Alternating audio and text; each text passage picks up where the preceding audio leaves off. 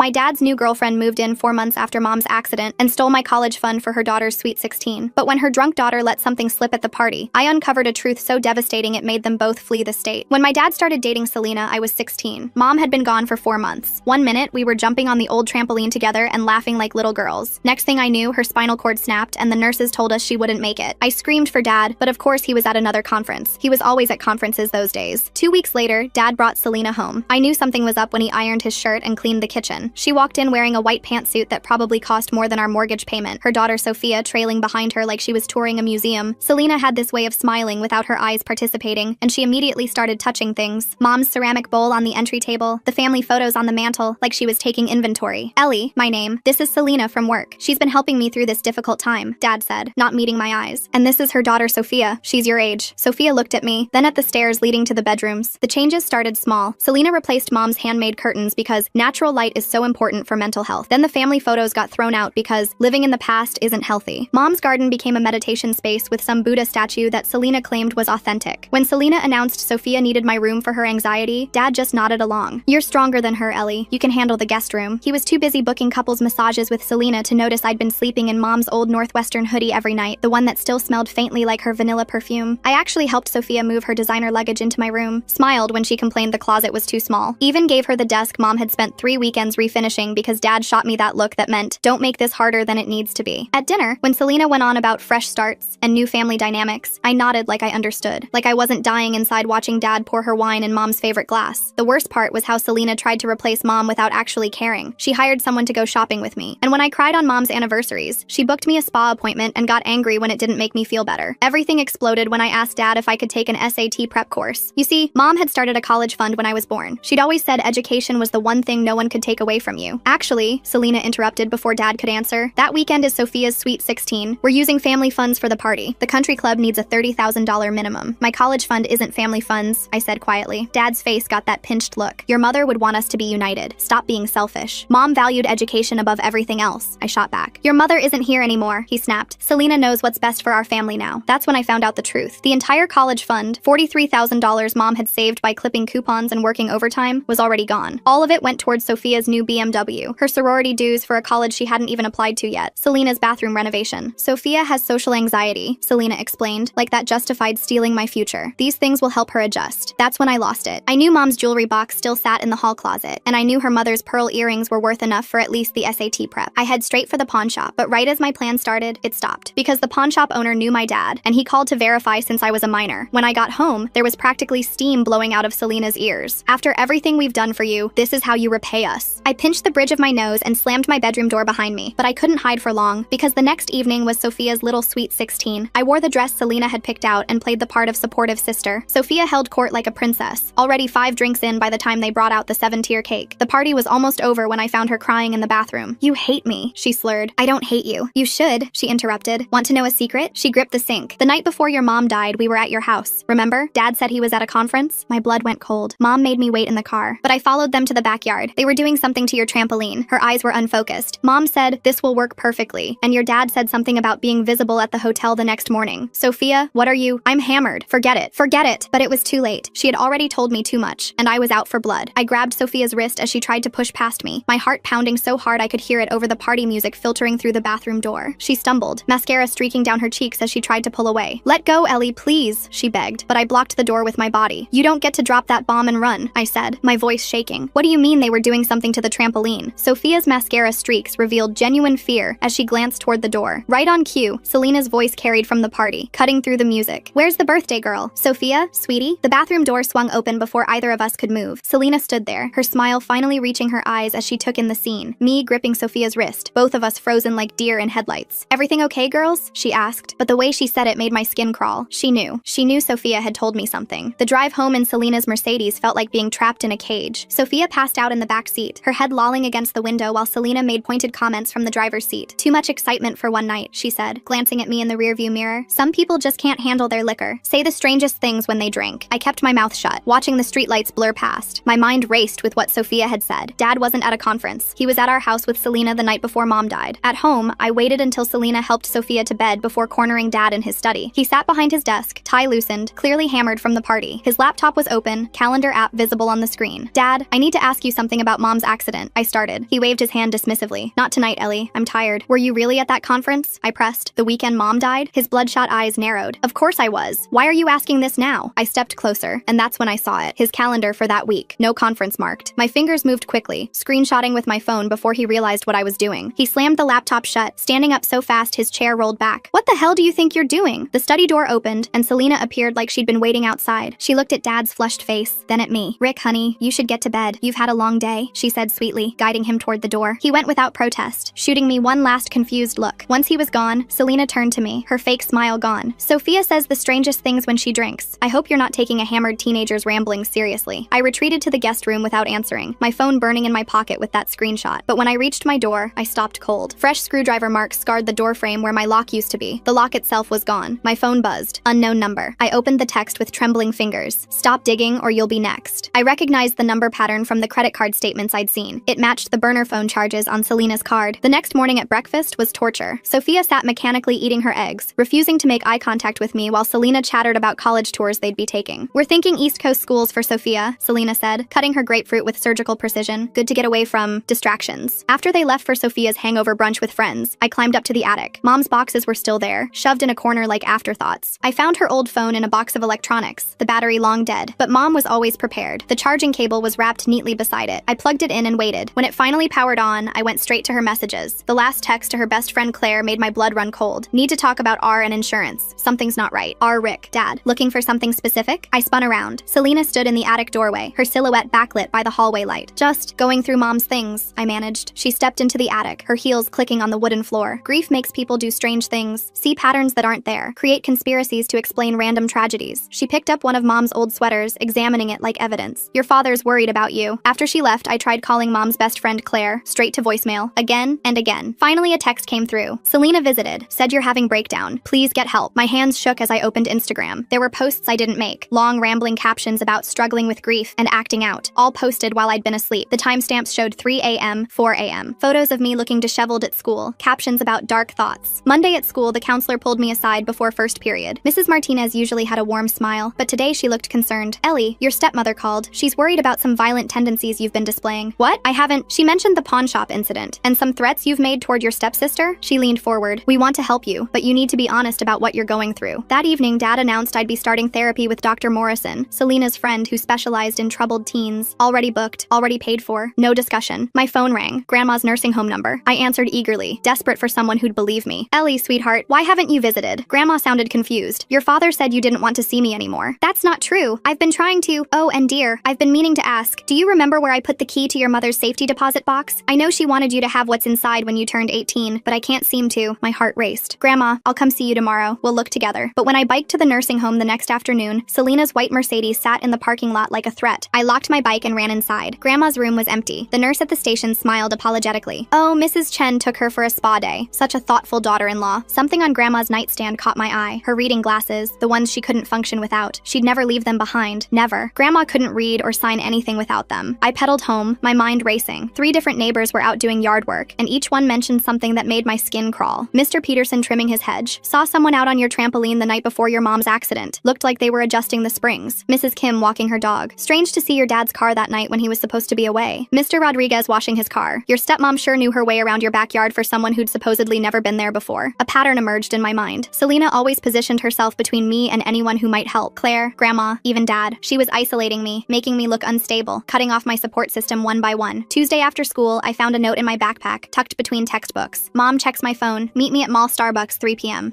I told Jess everything first, sitting in her car in the school parking lot. Her mom was a paralegal. Maybe she'd know what to do. This is insane, Jess breathed after I showed her the screenshots and texts. We need to document everything. My mom always says that. But when I got to the mall, Sophia wasn't at Starbucks. Instead, Selena appeared with a security guard, her face a mask of concern. There she is, officer. My daughter said Ellie threatened her, told her to meet her here. She turned to me with fake worry. Ellie, honey, we're just trying to help you. The security guard looked bored, but did his job, escorting me out while Selena followed, playing the concerned stepmother perfectly. Other shoppers stared. Some took photos. Back home that night, Dad confronted me in the kitchen. Sophia told us everything. How you grabbed her at the party, forced her to lie about that conference weekend. His disappointment cut deep. I know you miss your mom, but taking it out on Selena and Sophia isn't the answer. Dad, I have proof. Enough! He slammed his hand on the counter. You're spiraling, Ellie. Thank God Selena's here to help us through this. I lay in my lockless room that night, staring at the ceiling. Mom's phone hidden under my mattress felt like a ticking time bomb, the text about insurance, the neighbor's sightings, Sophia's drunken confession. The pieces were all there. I just had to survive long enough to put them together. The next morning, Selena redecorated my guest room while I was at school. I came home to find a teddy bear on my dresser, positioned oddly. Its glass eyes faced directly at my computer desk. I picked it up and felt the weight distribution was wrong. A quick examination revealed the tiny camera lens hidden in its eye. I left the bear exactly where Selena had placed it. That night, I made a show of writing in my journal about evidence I'd supposedly hidden in my school locker. I watched from my bed as the red recording light blinked steadily. Sure enough, security footage from school the next day showed Selena's Mercedes in the parking lot at 11 p.m. The night janitor later mentioned finding my locker open, contents scattered. I'd left nothing there but old gym clothes. Mrs. Chen from the hardware store approached me after school on Thursday. She'd been Mom's friend since high school. Her hands trembled as she pulled me aside near the bike racks. She explained that Dad had come to her store the week before Mom died. He'd purchased spring adjustment tools, claiming he needed them for a home project. The thing was, Dad never fixed anything. Mom had always joked that he couldn't even change a light bulb without calling a handyman. I documented everything in a notebook I kept at Jess's house. Her mom, Sandra, quietly suggested we make copies of all evidence. She offered to store them in her office safe, just in case. The threats from Selena escalated. She'd corner me when Dad wasn't around, her voice low and menacing. I started carrying Mom's old phone in my backpack, hidden in the lining. One afternoon, I managed to slip it into the air vent in my room before Selena's inspection. The recording captured 20 minutes of her searching through my belongings and muttering about finding whatever I was hiding. I decided to approach our family lawyer about Mom's case. Mr. Nathaniel had handled Mom's will and knew our family for years. His secretary scheduled me for a consultation, but when I arrived, he looked uncomfortable. He explained that without new physical evidence, the accidental death ruling would stand. The coroner's report was final. The case was closed. I could see the sympathy in his eyes, but also fear. Selena had gotten to him too. 3 of my teachers began checking on me independently. Mrs. Ailey noticed my isolation during lunch. Mr. Sebastian saw my exhaustion in chemistry class. Coach McSebastian watched me zone out during PE. They formed an unofficial protection network, making sure I was never completely alone at school. The mail arrived while Selena was at her yoga class. I intercepted a credit card statement before she could grab it. My hands shook as I read the itemized charges. 2 weeks before Mom died, Selena's card showed a purchase from an online retailer specializing in trampoline parts. Specific springs designed to fail under certain weight loads. Mom's coworker Brad reached out through Facebook. He'd been avoiding me since the funeral, but something had been bothering him. Mom had approached him about life insurance beneficiary changes the week before her death. She'd been asking questions about how to protect assets in case of divorce. I decided to change tactics. At dinner, I acted completely normal. I complimented Selena's cooking, asked about her day, even laughed at Dad's work stories. I could see him relaxing, the tension in his shoulders easing. He mentioned being tired of all the drama lately. An insurance company letter arrived the next week. I recognized the logo from papers I'd seen in Dad's study. The return address indicated their fraud investigation department. I slipped it into my backpack before anyone noticed. Brad met me at a coffee shop near school. His hands shook as he revealed what Mom had discovered. Selena had convinced Dad to take out a $2 million life insurance policy on Mom 6 months before her death. Mom found out and started asking questions. She'd been investigating quietly, gathering evidence. That evening at dinner, I casually mentioned insurance while passing the salad. Just the word, dropped into conversation about college planning. Selena's wine glass slipped from her fingers, shattering on the floor. Red wine spread across the white tiles like blood. 2 days later, Selena pulled me aside after school. She made an offer that confirmed everything. $50,000 to start fresh at a boarding school in Europe. All I had to do was leave quietly and never contact Dad again. I refused politely, saying I needed to finish senior year with my friends. Something shifted in Sophia after that. She started sitting with me at lunch, ignoring the whispers from her usual crowd. She picked at her food and mentioned being scared of disappointing her mom. I didn't push, just let her know she could talk if she needed to. I discovered the truth about Dad's conference alibi by accident. While researching colleges online, I found the hotel's event calendar from that weekend. They'd hosted a massive wedding that took over the entire venue. The manager, when I called pretending to be checking on a lost item, remembered it clearly. No conferences that entire week. The timeline became clear. Every single person except Dad, Selena, and Sophia had the same story. The neighbors saw someone on the trampoline. The hardware store had records. The hotel had no conference. Only their version differed. Grandma's nurse, Endra, took a huge risk reaching out to me. She'd found something while cleaning Grandma's room, a letter in Mom's handwriting, hidden in a book. The message was clear. If anything happens to me, investigate the trampoline. Mom had known she was in danger. Jess created an encrypted group chat with 5 trusted friends. They took turns watching my house from the park across the street, documenting any unusual activity. Their parents thought they were studying together. Sandra, Jess's mom, became my unofficial guardian angel. We bonded over protecting me from Selena's escalating psychological warfare. She couldn't take official action, but she could advise and document. I knew breaking into Selena's room would be a mistake. Instead, I asked Sophia during one of our lunch conversations if she'd noticed anything unusual in her mom's belongings. She agreed to look during their next mother-daughter spa day. The confrontation came at the grocery store. I was buying milk when Selena appeared in the dairy aisle. She started her usual manipulation, but I stayed calm. I stated facts clearly and quietly. Other shoppers began to notice as Selena's voice rose. In her agitation, she contradicted her own conference alibi, claiming she'd been home taking care of Dad, who was too hammered to attend. Our neighbor Mr. Peterson approached me the next day with a USB drive. He'd installed security cameras after a break-in years ago. The footage from the night before mom died showed unusual activity in our backyard. He'd saved it after hearing rumors about the trampoline tampering. Dad's brother Mike had been distant since mom's death, but my evidence package changed his mind. He started asking questions Dad couldn't answer. Why did the conference hotel have no record? Why did the credit card show those specific purchases? Mike's doubt was visible at family dinners. 4 people were now independently suspicious. They began comparing notes without my prompting. The hardware store owner, the neighbors, Mike, and mom's coworkers. Truth has a way of surfacing when enough people start looking. Sandra connected me with a private investigator friend who worked pro bono cases. He couldn't officially investigate without a client, but he could advise me on evidence collection and preservation. Selena made a tactical error during one of our confrontations. She admitted being at the house that night, but claimed she was checking on Dad, who was too hammered to drive home. Except Dad had supposedly been at a conference. Her lies were tangling. Mike pulled me aside after Sunday dinner. His apology came with tears and an offer. His spare room was available if I ever needed somewhere safe to stay. He should have questioned things sooner, he said. Mom would never forgive him for failing to protect me. The call from Selena's ex-husband Alex came out of nowhere. He'd found my story through a mutual acquaintance. His voice was steady but pained as he described his own mother's death 5 years ago. A fall from a ladder while cleaning gutters. Right after she'd discovered his affair with Selena. The pattern was clear. Women who discovered affairs. Women who asked questions. Women who threatened Selena's plans. They had accidents. Despite everything, I refused to weaponize Sophia against her mother. When she offered to snoop through Selena's phone, I declined. Trust built slowly between us as she realized I wouldn't manipulate her the way her mother did. 5 neighborhood families quietly stopped accepting Selena's dinner invitations. Hushed conversations at school pickup led to polite rejections. The social isolation Selena had crafted for me was reflecting back on her. Dr. Morrison, despite being Selena's friend, was a mandatory reporter. During our 3rd session, he recognized the manipulation patterns I described. His questions shifted from my grief to my home environment. Selena's attempt to have me committed backfired spectacularly. The explosion came on a Thursday evening. Dad witnessed Selena screaming at me in the kitchen about ruining everything. Her mask slipped completely as she raged about her plans, her future, her reputation. Dad's face showed the first cracks of doubt as he watched the woman he'd chosen reveal her true nature. Church friends who'd been distant started reaching out directly. Instead of going through Selena to check on me, they called my cell. They brought groceries, they offered rides. The community was slowly recognizing the truth. Mom's friend at the bank, CB, took a massive risk. She quietly confirmed that Mom had been researching beneficiary changes before her death. Mom had specifically asked about protecting assets from a potentially hostile spouse. The paperwork had been started but never completed. Then came the deadline that changed everything. An insurance investigator contacted me directly. The $2 million payout was scheduled to process in 48 hours. After that, the money would be gone, dispersed to the beneficiary, Selena. Sophia's aunt noticed bruises on her arms during a family visit, the kind that came from gripping too hard, the kind that mothers who were losing control left on their daughters. Sophia's perfect facade was cracking. The stakes crystallized. Either I proved unaliving in 2 days, or Selena walked away with $2 million